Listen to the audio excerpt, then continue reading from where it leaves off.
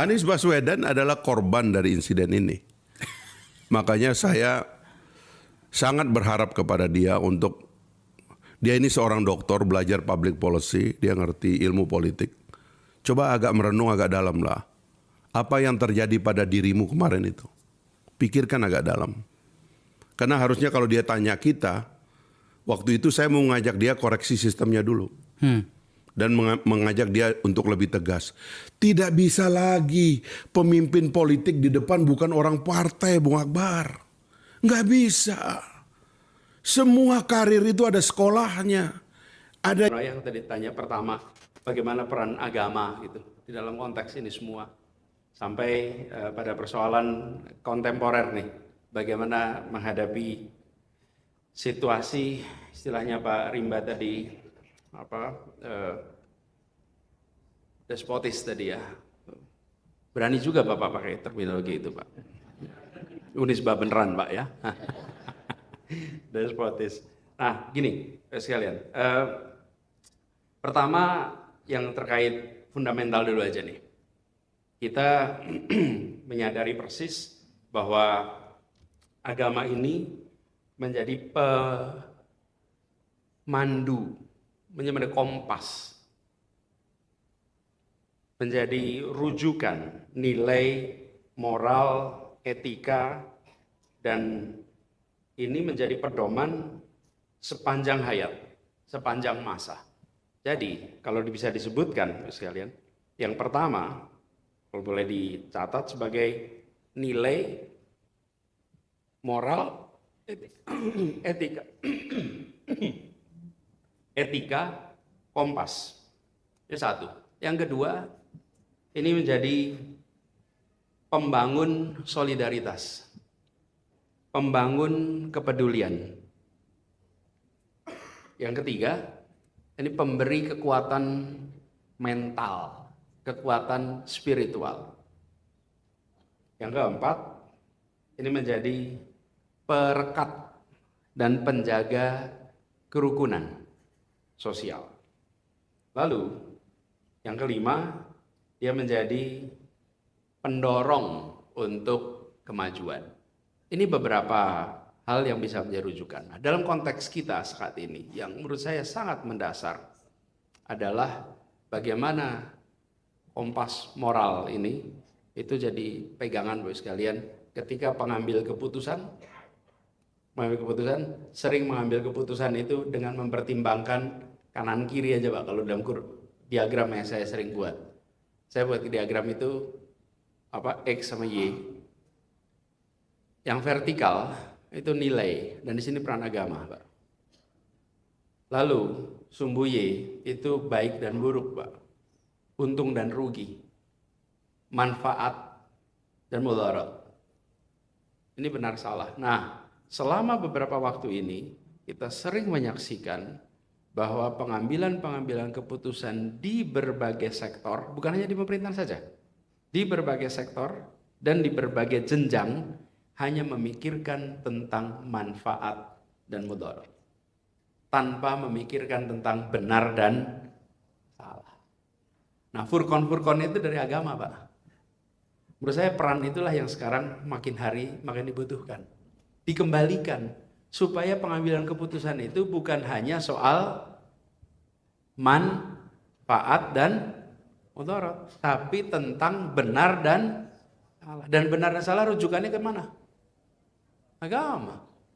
Agama ini yang menurut saya harus dikembalikan.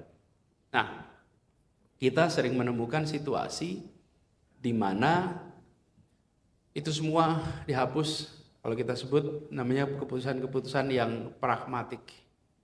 Keputusan-keputusan pragmatik ini kalau dibiarkan terus-menerus, maka menjadi deretan hal yang namanya oportunistik. Karena semata-mata memperhitungkan dapat dan hilang. Dapatnya apa, hilangnya apa. Jadi saya melihat ini salah satu peran yang mendasar. Kemudian yang kedua tentang kekuatan mental spiritual. Ini soal karakter, Pak. Nah, ini tadi menjawab soal karakter juga. Karakter ini kalau bahasa, saya ngobrol sama anak-anak generasi baru, Bu, nyebut karakter tuh belum tentu mereka paham. Dikira itu huruf di tulisan WA itu, Bu. Berapa karakter, Pak, katanya. Padahal maksud kita bukan itu gitu. Jadi mereka nangkap karakter aja. Saya gunakan istilah kebiasaan. Karena kebiasaan itu lebih nangkap di anak-anak kita sekarang daripada menggunakan istilah karakter. Kebiasaan. Karakter ini, Bapak sekalian, atau kebiasaan ini, ya, makasih. Kebiasaan ini membutuhkan rujukan, kebiasaan-kebiasaan apa saja yang harus dimunculkan.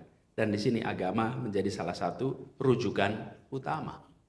Kebiasaan apa saja. Saya pernah menganjurkan bagi diri sendiri, keluarga, dan juga orang lain, masing-masing keluarga kita itu merumuskan berapa 10, 15 kebiasaan yang ingin ada di tiap keluarga. Dan bahasa sederhananya karakter. Dan itu sumbernya dari mana? Agama. Kita pengen 10 karakter, 15 karakter apa yang ada di tempat kita. Karakter itu namanya kebiasaan. Dan ini kalau diteruskan kebiasaan itu maka menjadi budaya. Dan kalau budaya diteruskan menjadi peradaban. Nah, itu mulainya dari kebiasaan. Jadi saya melihat ini salah satu rujukan. Nah, kita pernah memiliki satu era, Bapak sekalian, di mana agama menjadi inspirasi bagi semua. Halo teman-teman, berjumpa bersama saya di Politik Dangi. Teman-teman, kalau kita melihat bagaimana bobroknya Fahri Hamzah yang selalu menyindir Anies, ya, ini sungguh luar biasa. Entah siapa yang menyuruh beliau ya. Namun pada akhirnya kan Fahri Hamzah ini mendapat jabatan sebagai Wakil Menteri Desa ya kalau tidak salah, atau Perumahan Rakyat.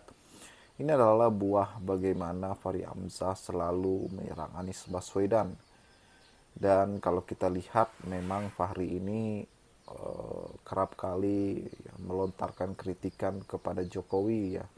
Di periode pertama Pak Jokowi, kemudian selalu menyindir KPK ya pada saat itu teman-teman, dan Anies Baswedan. Nah, kali ini bagaimana Fahri Hamzah menyerang Anies Baswedan kala Anies menjadi calon presiden 2024 kemarin. Nah, ini menarik lantaran Pak Anies ini tidak pernah membalas apa yang dikatakan Fahri Hamzah.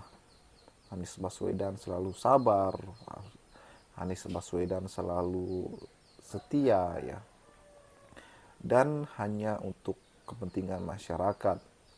Kita tahu sebenarnya beda kelas ya Fahri Hamzah dengan Anies Baswedan ini. Anies sudah sekelas tokoh yang sekelas ketua umum partai ya, seperti Ibu Mega, kemudian Surya Paloh, Prabowo, Jokowi gitu. Sedangkan Fahri Hamzah ini ya sekelas-kelas antek-anteknya aja teman-teman. Dan kalau kita melihat bagaimana Fahri Hamzah ini ya, rekam jejaknya itu belum pernah menjadi kepala daerah ya. Jadi sukanya hanya mengkritisi. Bagaimana menurut kalian? Kita diskusi di kolom komentar.